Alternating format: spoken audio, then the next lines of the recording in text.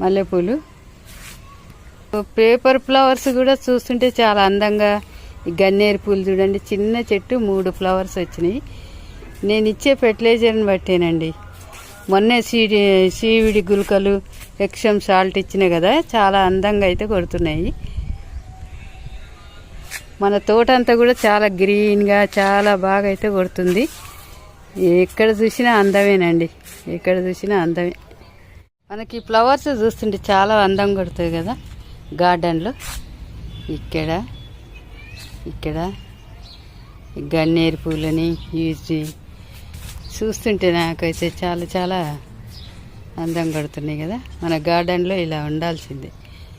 ఎదురుగా మల్లెపూలు, paper flowers కూడా చూస్తుంటే చాలా అందంగా. ఈ గన్నేరు పూలు చూడండి, చిన్న చెట్టు 3 ఫ్లవర్స్